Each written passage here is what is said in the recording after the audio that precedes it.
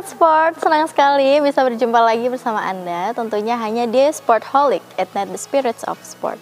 Hari ini Sekar nggak sendirian karena seperti biasa gitu ya, kita akan berbincang-bincang dengan narasumber kita hari ini.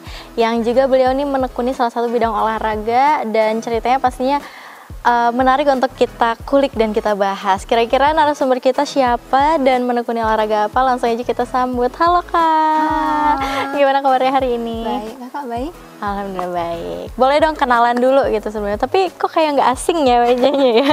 Boleh kita kenalan dulu gitu. Silakan sebutkan nama, jurusan, fakultas, dan menekuni olahraga apa gitu. Halo semuanya, kenalin aku Kesale Batari, bisa dipanggil Sasa, dari Fakultas Ekonomi dan Bisnis, Prodi Manajemen Angkatan 2023. Dan saat ini aku menekuni di bidang olahraga, seni, di khususnya perisai diri. Oke, kalau misalkan Sobat Sport ngelihat episode kali ini dan kayak kemarin kayaknya aku udah nonton yang narasumbernya sama deh, tapi kok namanya beda ya? Itu kembaran aku. Nah, jadi ternyata Kak Sasa ini punya kembaran Sobat Sport, dan tapi pastinya nanti kita bakal bahas gitu ya, kita bakal kulik ceritanya kira-kira Kak Sasa ini menekuni perisai diri dari kapan, terus ceritanya seperti apa, pengalamannya, perjalanannya gitu. Tapi sebelumnya boleh dong diceritain dulu kesibukannya akhir-akhir ini apa sih Kak Sasa? Kalau kesibukannya akhir-akhir ini sih karena udah mulai liburan semester ya, jadi ya di rumah aja, habis itu kalau enggak ya ke saudara keluar kota. Terus lagi nyiapin buat pertandingan selanjutnya karena setelah Lebaran itu kita bakalan ada pertandingan juga. Gitu. Oh, berarti masih istirahat lah ya, nyantai-nyantai dulu gitu ya, menikmati waktu liburan sambil sedikit-sedikit nyicil persiapan pertandingan selanjutnya.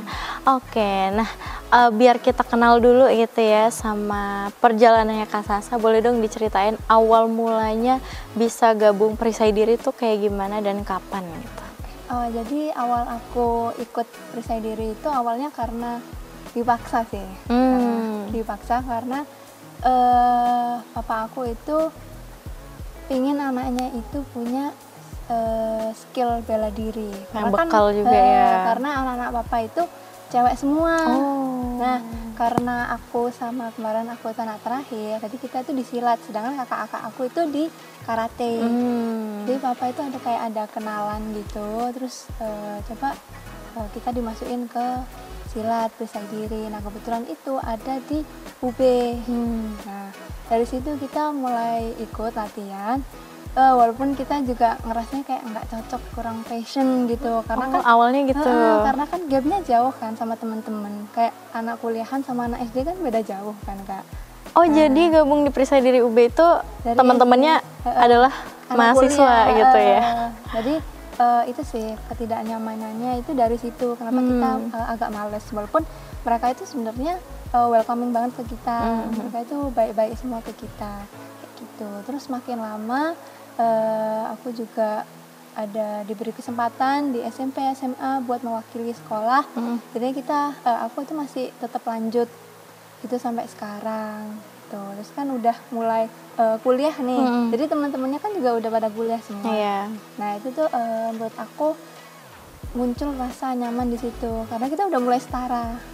Yang awalnya itu kita kayak terlalu jauh sama orang-orang. Jadinya kita sekarang kayak sama teman sendiri gitu.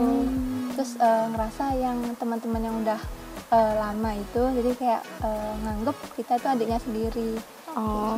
Jadi kayak ngasuh juga ya, adik kecil gitu kan. Sekarang kalau Kak Sasa ngebayangin anak kuliah yaitu Kak Sasa dan punya anggota lain yang SD kan jadi kayak ngasuh adik kecil gitu ya. Dan ternyata itu dulu terjadi gitu ya. Nah, tapi dulu waktu yang pas SD itu sampai kapan sih akhirnya kayak nemuin titik nyaman nih di perisai diri gitu? Apakah waktu mulai tanding pertama kah atau waktu mulai merasa setara itu tadi di kuliah baru ngerasa benar-benar yang nyaman gitu? Kalau aku nemuin titik ternyaman aku tuh di SMA. Di SMA. Karena udah mulai deket sama anak-anak di UB juga. Dan di situ aku lebih merasa deket aja sih sama mereka kayak gitu. Oke, berarti juga selain apa ya, pengalaman di bela dirinya, tapi juga jaringan pertemanannya tuh juga bisa dibilang kuat banget gitu ya, dari kecil gitu sampai sekarang masih sampai kuliah masih stay di Perisai Diri UB gitu. Nah, kalau dari ini manfaat gitu ya. Pastinya kan dari SD sampai kuliah tuh bukan waktu yang singkat gitu ya. Pasti juga banyak yang terjadi di rentang waktu itu gitu. Apa sih yang Kak Sasa rasain gitu selama rentang waktu yang lama itu dalam mengikuti Perisai Diri? Maksudnya manfaat olahraganya atau secara pribadi kayak gimana? Kalau menurut aku sih yang paling kerasa itu di fisiknya ya Kak. Karena kan kita kan hampir tiap bulan itu kita ada latihan. Walaupun kita ada latihan rutin tiap minggu, tapi kan aku kan juga ada pertandingan gitu kan Kak. Jadi itu bener-bener ningkatin fisik aku. Karena kan itu tahun 2023 itu akhir aku tuh mulai lari kan Kak. Nah di situ tuh kayak aku tuh merasa lebih enteng buat ngejalanin lari daripada sebelum-sebelumnya kayak gitu, lebih ke fisik. Terus selain itu ya networkingnya sama teman-teman yang lain, karena kan ada yang udah pada kerja, ada yang lanjut S2, yang di luar negeri juga ada, kayak gitu sih Kak. Oke, jadi selain kerasa sehat fisiknya jadi lebih enteng gitu, terus juga networking sama temen juga jadi luas banget gitu ya gitu. Oke, luar biasa Sobat Sport, awal yang menarik gitu ya dari pembicaraan kita. Pastinya nanti nggak akan selesai sampai di sini, nggak akan berhenti sampai di sini, karena kita pasti bakal ngobrol lebih banyak lagi gitu ya Kak Sasa ya, dan kita akan kulik lagi cerita yang dimiliki oleh Kak Sasa. Tapi kita nggak akan bahas itu sekarang karena kita akan jeda sebentar. Jadi Sobat Sport jangan kemana-mana, tetap di Sportholic.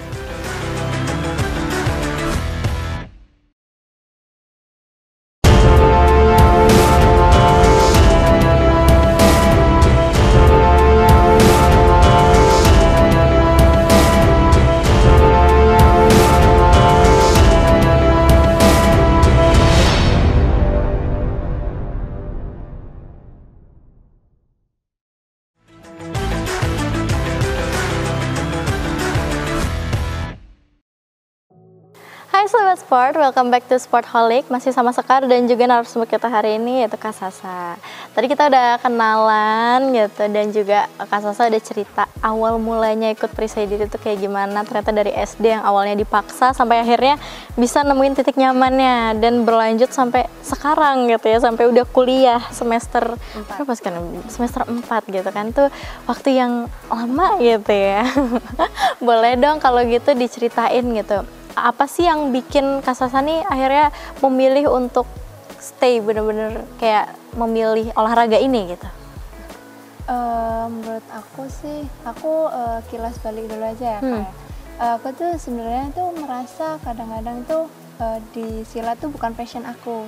Karena kan banyak orang-orang yang lebih jago daripada aku. Terus aku merasa kayaknya aku bakalan pindah ke yang lain deh. Karena kan aku udah nyoba lari juga kan, sama komunitas juga di akhir tahun 2023. Nah, alasan aku masih bertahan sampai saat ini karena jujur masih ada kayak keinginan gitu sih Kak. Kayak misalnya tuh kemarin aku tuh udah pingin berhenti gitu. Tapi tiba-tiba tuh kayak ada aja yang ngajak buat masih ikut tanding, habis itu ngajak buat satu tim kayak gitu. Jadi kayak kayaknya aku mutusin buat lanjut dulu deh gitu. Walaupun kayak kan aku kan cerita kakak aku kan, kayaknya aku tahun ini mau berhenti deh gitu. Kakak aku sampai bilang nah itu nggak berhenti, kayak masih lanjut sampai setelahnya gitu. Terus kayak ya sih, kayaknya aku emang bakalan akan lanjut gitu sih. Berarti secara nggak langsung kayak walaupun ada pikiran buat berhenti, tapi secara natural tuh kayaknya belum gitu ya, belum gitu, masih pengen terus berproses di sini dulu gitu kali ya. Nah tapi kan pastinya banyak banget pengalaman, mulai dari tanding, terus juga teman-temannya juga banyak gitu kan, dari yang gapnya jauh sampai deket akhirnya tadi ngerasa setara dan nyaman itu gitu. Kalau misalkan pengalaman yang paling berkesan gitu selama menekuni olahraga ini tuh apa? Kalau aku sih kemarin di pertandingan internasional ya, yang Perisai Diri International Championship. Jadi di tahun 2022 kalau nggak salah. Jadi kita itu kan kalau kerapian teknik online kan Kak. Oke. Nah di situ walaupun tetap online, kita masih berusaha semaksimal mungkin. Terus kita berhasil mendapatkan juara walaupun kita nggak di juara 1. Tapi itu tetap menurutku pengalaman yang paling berkesan. Terus selain itu di pertandingan pertama aku, karena di situ kan lagi pada rame kan Kak, di Perisai Diri itu banyak banget yang ikut. Terus itu aku merasa kayak lebih seru aja, asik. Apalagi itu kan pertandingan pertama aku, jadi aku merasa lebih nyaman di situ gitu sih Kak. Oke. Nah tapi kalau dukungan orang sekitar gitu, keluarga, teman atau guru mungkin terhadap karirnya Kak Sasa di Perisai Diri ini kayak gimana? Kalau dari support pastinya keluarga aku support ya Kak, terutama bapak aku karena kan yang dari awal gitu ya, yang masukin aku di dunia persilatan gitu. Terus kalau untuk guru-guru aku, untuk yang SMP, SMA itu juga benar-benar support aku karena setiap ada pertandingan kayak O2SN, Porseni, itu mereka selalu kayak mencoba memberikan dukungannya yang lebih maksimal gitu ke aku, kayak gitu sih Kak. Untuk di teman-teman sesama Perisai Diri juga mereka itu benar-benar kayak saling nyemangatin satu sama lain, apalagi waktunya kalau latihan TC. Gitu. Jadi itu yang bikin aku lebih semangat menjalani masa-masa pertandingan kayak gitu. Oke, nah dari sekian banyak pengalaman itu pasti kan ada suka dan ada duka gitu ya. Boleh dong diceritain suka dan dukanya selama ini mengikuti Perisai Diri itu apa sih? Kalau sukanya sih kita lebih sering ketemu teman kita sih Kak. Jadi itu kayak kita cerita bareng, habis itu sedih ya sedih bareng, kayak gitu. Apalagi kan kalau dalam tim kayak regu itu kan harus bangun chemistry kan. Jadi kalau di kita itu kalau ikut regu kita tuh harus benar-benar bangun chemistry. Jadi kayak ngopi itu bareng, makan tuh bareng, minum tuh bareng. Terus kadang kalau hampir mendekati hari H tanding, kita tuh harus tidur bareng gitu Kak. Biar lebih lebih kompak nantinya kayak gitu. Jadi sebisa mungkin menghabiskan waktu sebanyak mungkin bersama gitu ya, bersama tim gitu ya. Kalau untuk dukanya sendiri mungkin lebih ke mentalnya sih. Mentalnya kan cukup di-push banget kan Kak, karena kan kita latihan itu hampir tiap hari, tiap sore. Belum lagi ada tambahan latihan, ya bisa pagi, bisa malam. Jadi kan kayak berurutan terus menerus. Itu yang bikin kita capek sih secara mental. Walaupun fisiknya juga capek, tapi lebih capek mentalnya. Karena kalau mentalnya nggak kuat juga fisiknya ikut melemah gitu ya. Jadi benar-benar harus gimana caranya biar ngejaga itu gitu ya kayak. Tapi dengan support lingkungan sekitar juga pastinya ikut turut membantu untuk menjaga itu kan ya kayak. Wah luar biasa. Oke Sobat Sport, banyak banget gitu cerita yang sudah dibagikan oleh Kak Sasa gitu kan, mulai dari pengalaman tanding pertamanya, terus juga suka dukanya mengikuti Perisai Diri dari SD sampai sekarang gitu kan. Terus apa yang bikin Kak Sasa nyaman dan memilih olahraga ini. Dan pastinya kita belum selesai juga gitu kan. Nantinya kita bakal bahas lebih banyak hal lagi gitu. Kak Sasa bakal berbagi lebih banyak hal lagi. Tapi setelah yang satu ini Sobat Sport, makanya jangan kemana-mana, tetap di Sportholic.